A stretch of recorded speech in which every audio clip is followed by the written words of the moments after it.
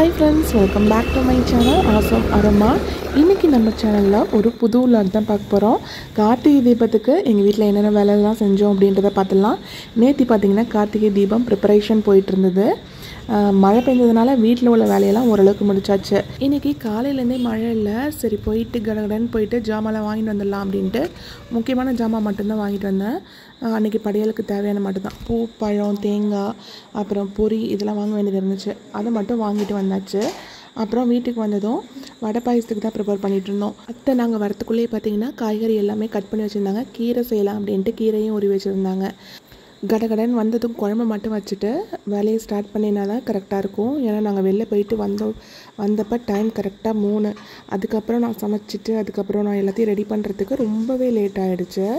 சரின்ட்டு கடகடன்ட்டு பொட்டு வைக்கிற வேலையெல்லாம் மட்டும் வச்சாச்சு. நேற்று கொஞ்சம் எடுத்து வச்சாச்சு. இன்றைக்கி கொஞ்சம் பேலன்ஸ் இருந்தது, அதையும் ரெடி பண்ணி வச்சுட்டு பூ டெக்கரேஷன்லாம் பண்ண வேண்டியது இருந்தது. வாசல் வைக்கிறதுக்கு உருளிக்கு எல்லாத்துக்கும் பூ டெக்கரேஷன்லாம் பண்ணிவிட்டு அப்புறம் குத்து விளக்குக்கு பூ அப்படியே கட்டி வச்சாச்சு. பொரி உருண்டெல்லாம் பார்த்திங்கன்னா ஊர்லேயே ரெடி பண்ணி எடுத்துகிட்டு வந்துடுறது கார்த்திகை தீபத்துக்கு. இந்த வாட்டி தான் ஃபஸ்ட்டு இங்கே வாங்கி ரெடி பண்ணலாம் அப்படின்ட்டு ரெடி பண்ணுறோம். பொரி எப்படி இருக்குங்கிறது தெரில.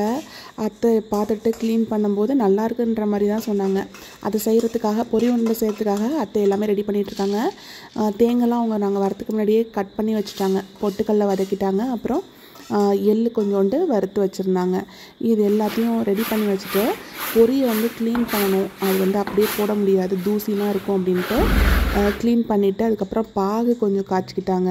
பொரி உருண்டெல்லாம் எனக்கு செய்ய தெரியாது, அத்தை தான் செஞ்சாங்க. அந்த டிபார்ட்மெண்ட்டை அவங்கள்ட்ட விட்டாச்சு. பொரி உருண்டை செய்கிறதுக்கு முன்னாடி ஒரு சின்ன டிப்ஸ் என்னென்னா, இந்த மாதிரி பொரியை எல்லாத்தையும் க்ளீன் பண்ணி எடுத்துட்டு அடுப்பில் லைட்டாக சூடு பண்ணி இந்த மாதிரி குலுக்கி விட்டுட்டு செஞ்சால் மொறுன்னு ஆகிடும் பொரி. அதுக்கப்புறம் நம்ம உருண்டை பிடிக்கும் போது நல்லா கிறிஸ்பியாக சூப்பராக வரும். 2 நாள் 3 நாள் ஆனாலும் பொரி நல்லா கிறிஸ்பியாக இருக்கும்.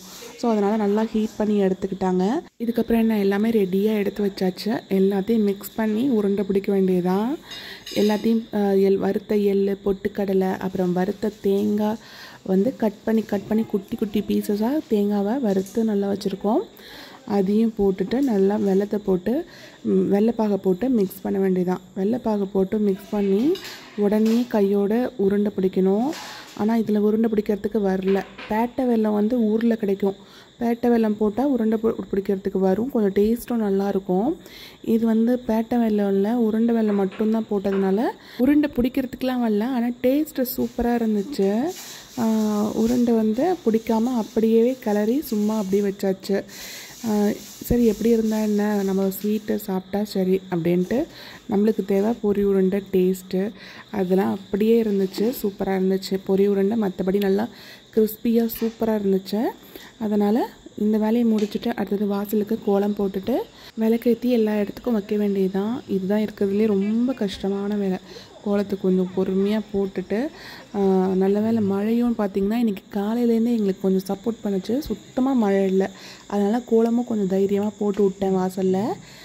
எதுக்கும் இருக்கட்டுமே, மழை வந்துடுச்சுன்னா என்ன பண்ணுறது அப்படின்ட்டு உள்ளாரையும் ஒரு குட்டி கோலம் போட்டு விட்டேன். புது வீட்டுக்கு ஃபஸ்ட்டு கார்த்திகை தீபம் சூப்பராக கொண்டாடிக்கிட்டு இருக்கோம். எப்போதும் பார்த்திங்கன்னா வாடகை வீடு தானே அப்படிங்கிற ஒரு கொஞ்சம் அலட்சியம் இருக்கும். அந்தளவுக்குலாம் இன்ட்ரெஸ்ட்டாக செய்வோமாங்கிறதுலாம் தெரில. இந்த வாட்டி கொஞ்சம் சொந்த வீடுங்கிறதுனால எல்லாமே பார்த்து உழுந்து செய்ய வேண்டியதாக இருந்தது. சின்ன ஃபெஸ்டிவலுக்கெலாம் ஆகும்னா ஊருக்கு கிளம்பிடுவோம். இந்த வாட்டி இப்போலாம் பார்த்திங்கன்னா நம்ம வீட்டில் கொண்டாடலாம் ஃபஸ்ட் வருஷம் அப்படின்ட்டு அப்படி ஒரு ஃபீல் ஆகிடுது. இந்த வாட்டி மோஸ்ட்லி எல்லாமே தீபாவளி எல்லாமே இங்கே தான் கொண்டாடணும்னு முடிவு பண்ணி இங்கே தான் செஞ்சிட்ருக்கோம். அடுத்தது பார்த்திங்கன்னா பொங்கலும் இங்கே தான் செய்யணும் அப்படின்ற ஒரு மைண்ட் செட்டை இங்கே முடிச்சுட்டு தான் ஊருக்கு கிளம்புவோம். தீபம்லாம் ஏற்றியாச்சு. அழகாக ஏற்றி கொண்டு வாசலில் எல்லாத்துக்கும் வச்சாச்சு. கோலம் எப்படி இருக்குன்ட்டு கமெண்ட் பாக்ஸில் கமெண்ட் பண்ணுங்கள். சிம்பிளான கோலம் தான், அவசரம் போட்டதுனால கொஞ்சம் சிம்பிளாக போட்டாச்சு.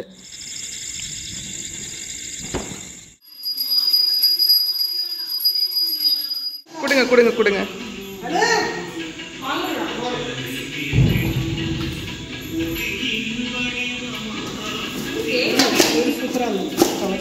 நல்லா இருக்கா?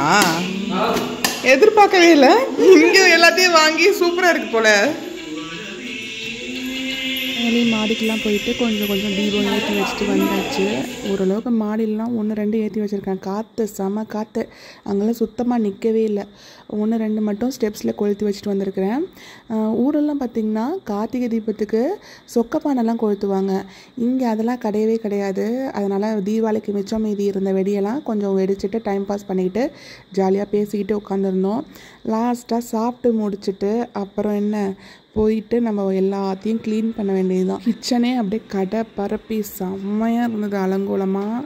ஓரளவுக்கு இப்போ கொஞ்சம் க்ளீன் பண்ணி வச்சா காலைல க்ளீன் பண்ணுறதுக்கு ஈஸியாக இருக்கும். இருக்கிறதுலே ரொம்ப கஷ்டமான வேலை என்னென்னா ஃபுல்லாக சாப்பிட்டுட்டு வடை பாயசம் இதை க்ளீன் பண்ண வந்தால் எப்படி இருக்கும்?